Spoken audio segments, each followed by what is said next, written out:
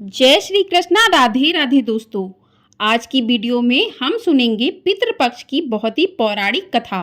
कहा जाता है कि इस कथा को सुनने से समस्त प्रकार के पितृदोष समाप्त होते हैं। इस कथा का ध्यान पूर्वक श्रवण करने मात्र से ही मनुष्य के कोटि कोटि पाप नष्ट हो जाते हैं और उसे अपार धन संपत्ति और सुख समृद्धि प्राप्त होती है। पितरों की कृपा से उसके सभी दुख और दोष समाप्त होते हैं और सुखी जीवन प्राप्त होता है। यह महान कथा भगवान शिव ने गरुड़ जी को सुनाई है। आइए सुनते हैं इस महान कथा को। तो श्रोताओं, एक समय की बात है, गरुड़ जी अपने मन में जिज्ञासा लिए भगवान विष्णु के पास आते हैं और उन्हें प्रणाम करते हुए कहते हैं, हे प्रभु, पितृपक्ष में पितरों की पूजा करने से कौन सा फल मिलता है? पितृपक्ष के दौरान पितरों की शांति के लिए कौन से उपाय करने चाहिए? भगवान विष्णु कहते हैं कि हे गरुड़, तुमने आज बहुत ही उत्तम प्रश्न किया। तुम्हारे इस प्रश्न से समस्त मनुष्य जाति का कल्याण छिपा हुआ है। जो मनुष्य अपने पितरों को संतुष्ट करता है, उसके समस्त दोष और दुख समाप्त होते हैं। पितरों की पूजा करने से मनुष्य को अपने पूर्वजों का आशीर्वाद प्राप्त होता है। इस विषय में एक अप्सरा और ऋषि की प्राचीन कथा कही जाती है, जो मैं आज तुम्हें सुनाता हूँ। इस कथा को श्रवण करने से तुम्हें तुम्हारे सभी प्रश्नों के उत्तर मिल जाएंगे। इसलिए हे गरुड़, तुम इस कथा को ध्यान से सुनो। इस कथा को जो भी सुनता है, उसके समस्त प्रकार के पितृदोषों का नाश होता है। जो भी इस कथा को सुनता है और सुनाता है, उसके ऊपर पितरों की कृपा सदैव बनी रहती है। गरुड़ जी कहते हैं, हे प्रभु, आपके मुख से इस कथा को सुनने के लिए मैं उत्सुक हूँ। कृपया आप मुझे यह कथा सुनाइए। मैं इस कथा का प्रचार अवश्य करूँगा। फिर भगवान विष्णु गरुड़ जी को पितृपक्ष की कथा सुनाने लगते हैं। इसलिए तो श्रोताओं, आप भी इस कथा को ध्यानपूर्वक पूरा जरूर सुनिएगा। इस कथा के श्रवण मात्र से मनुष्य के सभी पाप और दोष नष्ट होते हैं। उसे पितृदोष से मुक्ति मिलती है और सभी कर्ज उतर जाते हैं। धन धान्य संपत्ति की प्राप्ति होती है तथा सुंदर गुणवान पत्नी की प्राप्ति निश्चित होती है। संतान विहीन को संतान प्रदान करने वाली यह कथा अत्यंत महान है। पितृपक्ष के दौरान इस कथा का श्रवण प्रत्येक मनुष्य को करना चाहिए। इस श्रवण करने से पितृदेव प्रसन्न होते हैं और वरदान देते हैं।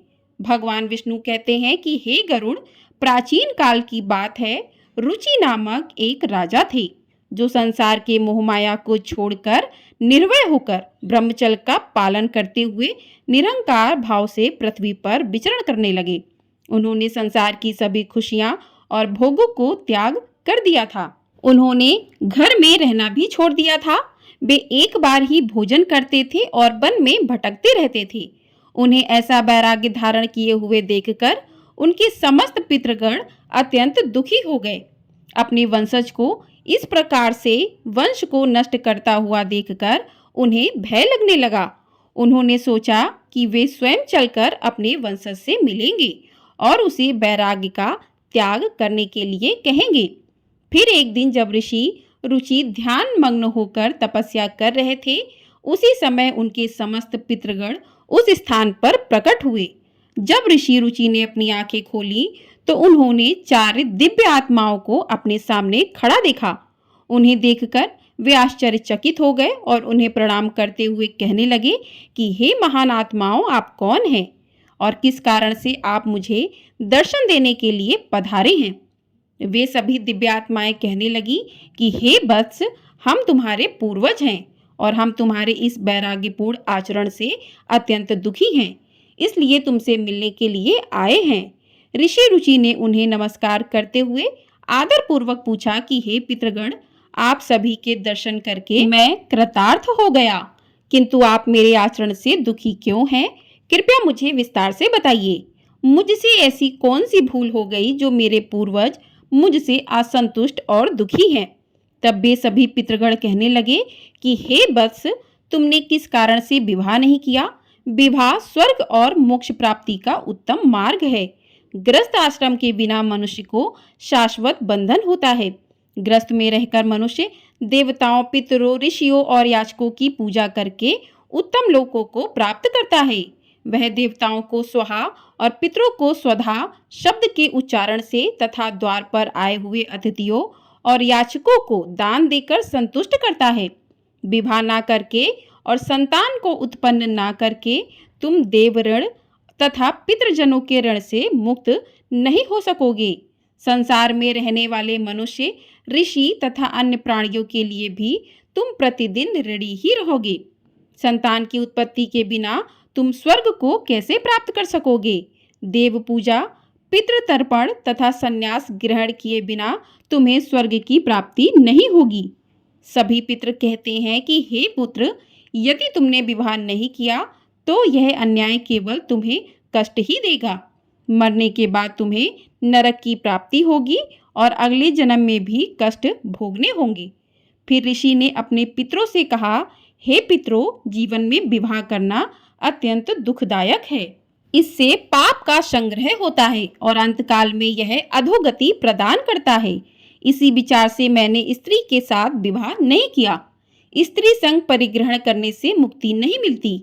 जो व्यक्ति अविवाहित रहकर प्रतिदिन विद्या ग्रहण करता है और ज्ञान के अमृत से अपनी आत्मा को निर्मल करता है, वह मेरे लिए श्रेष्ठ है। विद्वानों ने अनेक प्रकार के सांसारिक कर्मों का वर्णन किया है, इसलिए मनुष्य को अपने इंद्रियों पर संयम रखकर तत्व ज्ञान के जल से आत्मा को शुद्ध करना चाहिए।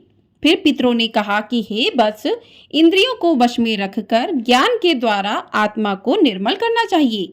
तुम्हारा यह कथन उचित ही है, किंतु यह कल्याण का मार्ग नहीं है जिस पर तुम चल रहे हो।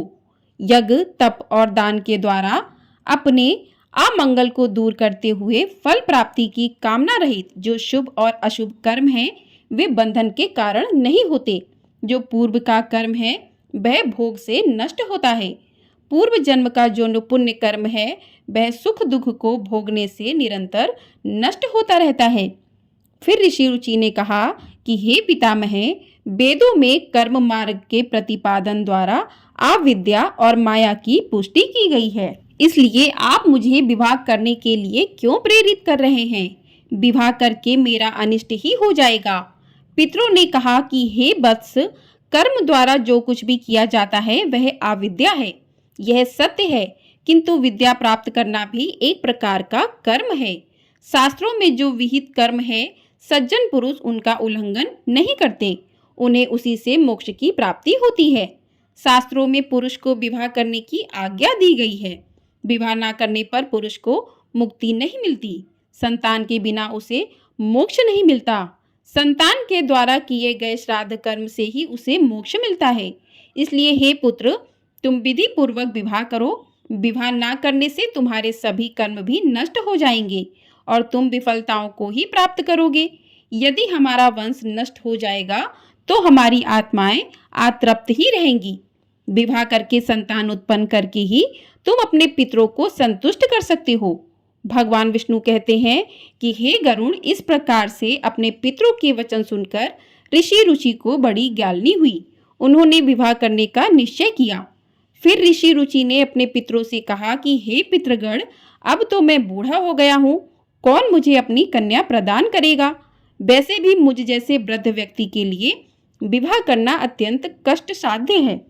फिर पितरों ने कहा कि हे बस, यदि तुम हमारे वचनों का पालन नहीं करोगे तो निश्चित ही हम सभी पितरों का पतन हो जाएगा और तुम्हारी अधोगति हो जाएगी।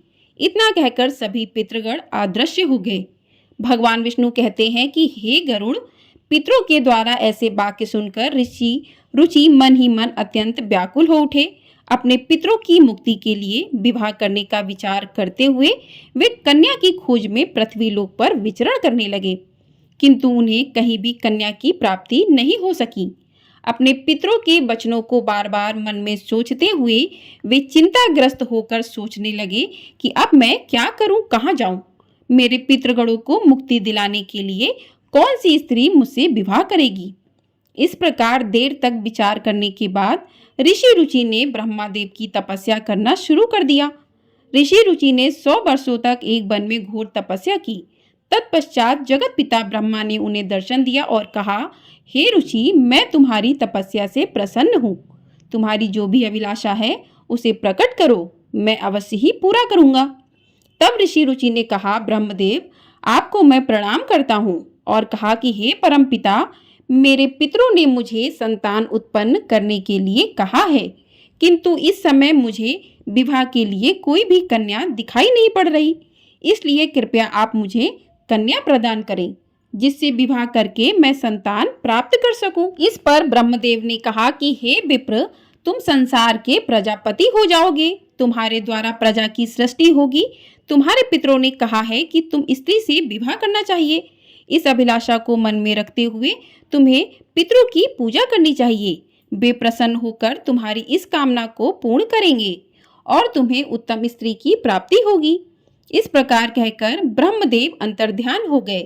ब्रह्मा जी के वचन सुनकर ऋषि रुचि ने पुनः अपने पितरों को प्रसन्न करने का निश्चय किया।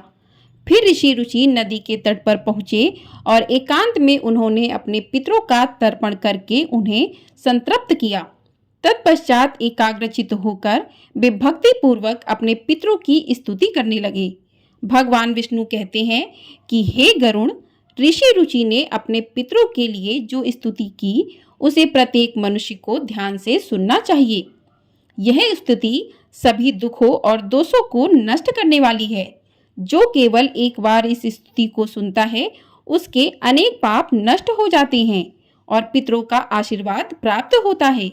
इसलिए तुम इस स्तुति को ध्यान से सुनो, तभी यह कथा सुनने का फल तुम्हें प्राप्त होगा। महात्मा रुचि इस प्रकार स्तुति करने लगे। जो अधिदेवता के रूप में विद्यमान रहते हैं और जो श्राद्ध के अवसर पर देवताओं से स्वधा द्वारा तृप्त किए जाते हैं, उन सभी पितृगणों को मैं नमस्कार करता हूँ। स्वर्ग में अवस्थित महर्षिगण भुक्ति मुक्ति की कामना से मानसिक श्राद्ध द्वारा जिन्हें भक्ति पूर्वक तृप्त करते हैं, उन सभी पितरों को मैं प्रणाम करता हूँ। अग्नि, श्वात, वर्षद, आज्य और सोमपतिगण वे सभी इस श्राद्ध में मेरे द्वारा संतृप्त होकर तृप्ति को प्राप्त करें। अग्नि श्वात पितृ मेरी पूर्व दिशा की रक्षा करें। वर्षद नामक पितृगण सर्वदा मेरी दक्षिण दिशा की रक्षा करें। आग पितृजन पश्चिम दिशा की तथा सोम पितृगण उत्तर दिशा की रक्षा करें। यह समस्त पितृजन राक्षस, भूत, पिशाच और असुर गणों के कारण उत्पन्न दोषों से नित्य सभी प्रकार से हमारी रक्षा करें।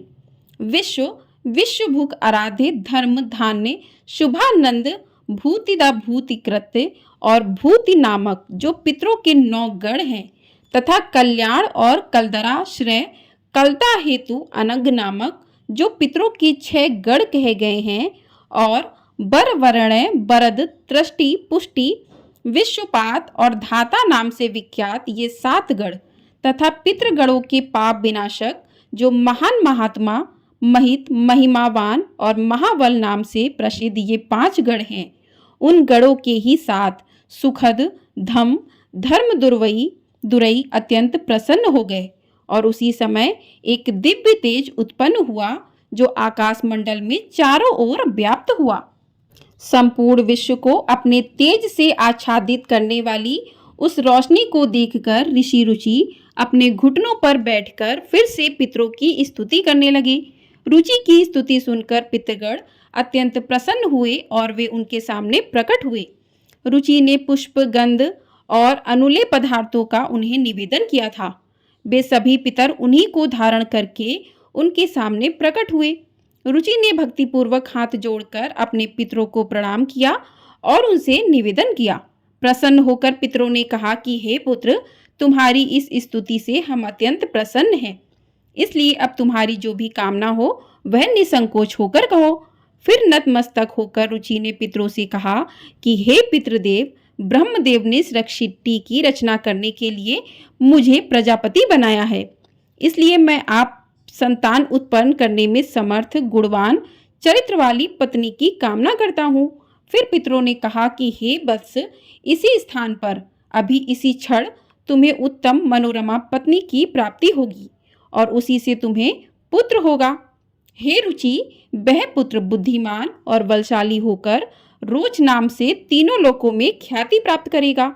उसके भी अतिशय बलवान महापराक्रमी, महात्मा और पृथ्वी का पालन करने वाले बहुत से पुत्र होंगे, कहकर समस्त पितृगण ऋषि रुचि को आशीर्वाद देकर उस स्थान से अंतर्ध्यान हो गए। पितरों के अंतर्ध्यान होते ही पितरों की कृपा से उसी समय उसी नदी के मध्य से ही रुचि के समीप प्रेम लोचा नामक मन को प्रिय लगने वाली सुंदर श्रेष्ठ एक अप्सरा प्रकट हुई। उस श्रेष्ठ अप्सरा ने मधुर वाणी से महात्मा रुचि से कहा कि हे तपस्वी, श्रेष्ठ वरुण के पुत्र महर्षि पुष्कर द्वारा मेरी एक अतिशय सुंदर कन्या उत्पन्न हुई है। मैं उस सुंदर रूप वाली मानिनी नामक कन्या को भार्या के रूप में आपको प्रदान करती हूँ। आप इससे विवाह करें। इस कन्या से आपको अतिशय बुद्धिमान मनु नाम का पुत्र होगा। फिर प्रजापति रुचि ने उस अप्सरा कन्या से विवाह किया। भगवान विष्णु कहते हैं कि हे गरुड़, इस प्रकार से ऋषि रुचि ने अपने पितरों को प्रसन्न करके विवाह के लिए कन्या प्राप्त की और अपने वंश को आगे बढ़ाया। फिर गरुड़ जी ने कहा कि हे प्रभु, मुझे पितरों को प्रसन्न करने का तरीका विस्तार से बताएं। भगवान विष्णु ने गरुड़ जी से कहा कि पितरों को प्रसन्न करने के लिए कुछ विशेष अनुष्ठान, तर्पण और धार्मिक कार्यों का पालन करना आवश्यक होता है। आइए जानते हैं कि उन महत्वपूर्ण उपायों के बारे में। पितरों को प्रसन्न करने का सबसे पहला और मुख्य उपाय है तर्पण। तर्पण का अर्थ है जल अर्पण करना। पितृपक्ष के दौरान पवित्र जल को हाथ में लेकर पितरों का आह्वान करते हुए उन्हें जल अर्पण करना चाहिए। तर्पण में काले तिल, जल, दूध और कुश का उपयोग किया जाता है। यह कार्य पवित्र मन और श्रद्धा से करना चाहिए, जिससे पितृगण तृप्त होकर प्रसन्न होते हैं। तर्पण करते समय एवं पितृभ्य स्वधा मंत्र का उच्चारण करना चाहिए, जिससे पितृ संतुष्ट होते हैं और आशीर्वाद प्रदान करते हैं। भगवान विष्णु कहते हैं, श्राद्ध कर्म पितरों की तृप्ति के लिए एक महत्वपूर्ण अनुष्ठान है। इसमें पितरों के निमित्त भोजन, फल और वस्त्र अर्पण किए जाते हैं। श्राद्ध कर्म करने वाले व्यक्ति को ब्राह्मणों को भोजन कराना चाहिए, उन्हें वस्त्र व दक्षिणा देकर आशीर्वाद लेना चाहिए। श्राद्ध के दिन विशेष रूप से सात्विक भोजन बनाना चाहिए, जिसमें खीर, पूड़ी, सब्जी और अन्य पौष्टिक ताजे खाद्य पदार्थ शामिल होने चाहिए। इस भोजन को पवित्रता के साथ पितरों के निमित्त अर्पण किया जाता है। तीसरा उपाय भगवान विष्णु ने बताया कि गाय, ब्राह्मण और अन्य जीवों को भोजन कराना पितरों को प्रसन्न करने के लिए अत्यंत शुभ माना जाता है। इन्हें भोजन अर्पण करने से पितृ तृप्त होते हैं और प्रसन्न होकर आशीर्वाद देते हैं। विशेष रूप से श्राद्ध के दिन गाय को हरी घास और रोटी खिलाना और कौयों को चावल व खीर खिलाना शुभ माना जाता है। इन कार्यों को करने से पितरों की कृपा प्राप्त होती है और पितृदोष से मुक्ति मिलती है। भगवान विष्णु कहते हैं, पीपल और तुलसी के वृक्ष की पूजा करना पितरों को प्रसन्न करने का महत्वपूर्ण उपाय है। पीपल का वृक्ष पितृगणों का निवास स्थान माना जाता है और तुलसी का पौधा देवी लक्ष्मी का प्रतीक होता है। तो श्राद्ध के दिन पीपल और तुलसी की पूजा करके पितरों को तृप्त किया जाता है। पीपल के वृक्ष के नीचे दीप जलाने से पितृगण प्रसन्न होते हैं और परिवार को सुख समृद्धि का आशीर्वाद देते हैं। भगवान विष्णु ने गरुड़ जी को बताया कि जो व्यक्ति पितृदोष से पीड़ित होता है, उसे गया जी या अन्य पवित्र तीर्थ स्थलों पर जाकर पिंडदान करना चाहिए। गया जी में पिंडदान करने से पितृ संतुष्ट होकर मोक्ष प्राप्त करते हैं और वंशजों को आशीर्वाद देते हैं। पिंडदान के समय काले तिल, कुश और चावल का उपयोग करके पितरों को अर्पण करना चाहिए। यह प्रक्रिया पितरों को तृप्त करती है और उनकी आत्मा को शांति प्रदान करती है। भगवान विष्णु कहते हैं, पितरों को प्रसन्न करने के लिए व्यक्ति को श्राद्ध पक्ष के दौरान व्रत रखना चाहिए। इस समय सात्विक आहार ग्रहण करना चाहिए और ब्रह्मचर्य का पालन करना चाहिए। भगवान विष्णु ने गरुड़ जी से कहा कि श्राद्ध पक्ष में मांस, मदिरा और तामसिक आहार का सेवन नहीं करना चाहिए। व्रत के दौरान भगवान विष्णु, शिव और देवी लक्ष्मी की आराधना करनी चाहिए। इससे पितरों की आत्मा को शांति मिलती है और वे प्रसन्न होकर आशीर्वाद प्रदान करते हैं। भगवान विष्णु कहते हैं कि पितरों को संतुष्ट करने के लिए गरीबों, ब्राह्मणों और साधुओं को अन्नदान और वस्त्र दान करना चाहिए। यह कार्य विशेष रूप से श्राद्ध पक्ष के दौरान करने से पितरों की आत्मा को तृप्ति प्राप्त होती है। अन्नदान और वस्त्र दान से मनुष्य को पुण्य की प्राप्ति होती है और पितृदोष से भी मुक्ति मिलती है। इस कार्य से पितृ प्रसन्न होकर सुख, समृद्धि व आशीर्वाद प्रदान करते हैं। भगवान विष्णु ने बताया कि पवित्र नदियों, विशेषकर गंगा में स्नान करके पितरों के निमित्त जल अर्पण करना अत्यंत शुभ माना गया है। गंगा जल पितरों की तृप्ति के लिए सर्वोत्तम होता है, जिससे पितृदोष समाप्त होते हैं। गंगा में स्नान करने से व्यक्ति के पाप धुल जाते हैं और पितरों की आत्मा को शांति मिलती है। इस कार्य से पितृ प्रसन्न होकर आशीर्वाद प्रदान करते हैं। भगवान विष्णु कहते हैं कि पितरों को प्रसन्न करने के लिए सत्संग में शामिल होना और पवित्र ग्रंथों जैसे भगवत गीता का पाठ करना अत्यंत लाभकारी माना जाता है। पितरों की शांति के लिए गीता के 7वें और 11वें अध्याय का पाठ विशेष रूप से लाभकारी होता है। भगवत गीता के पाठ से पितरों की आत्मा को शांति मिलती है और उनके वंशजों पर उनकी कृपा बनी रहती है। भगवान विष्णु ने गरुड़ जी को यह भी बताया कि जो व्यक्ति इन उपायों को श्रद्धा और विश्वास के साथ करता है, उसे जीवन में सभी प्रकार के सुख और समृद्धि प्राप्त होती है। पितरों की कृपा से उसके समस्त दोष समाप्त होते हैं और परिवार में शांति बनी रहती है। इन उपायों को नियमित रूप से करने से पितृदोष से मुक्ति मिलती है और पितृ प्रसन्न होकर वंशजों को आशीर्वाद देते हैं। भगवान विष्णु ने गरुड़ जी से कहा कि हे गरुड़, जो भी व्यक्ति इन उपायों का पालन करता है, उसे पितृदोष का कभी भी सामना नहीं करना पड़ता और उसके पितृ सदैव प्रसन्न रहते हैं।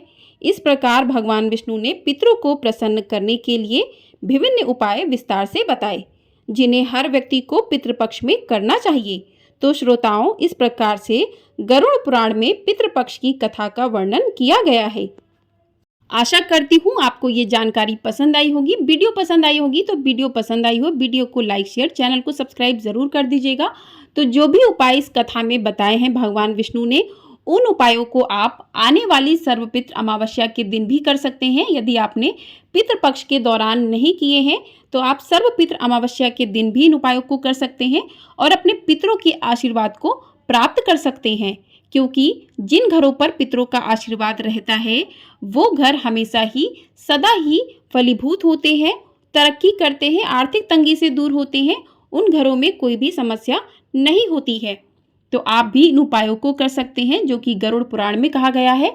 और इस दिन आप जो है सर्वपितृ अमावस्या के दिन गीता के 7वें, 11वें और दूसरे अध्याय का भी पाठ कर सकते हैं। तो आपको 7वें अध्याय का पाठ की वीडियो हमारे चैनल पर अपलोड हो चुकी है, तो उसे भी आप लोग जो है अवश्य सुन लीजिएगा।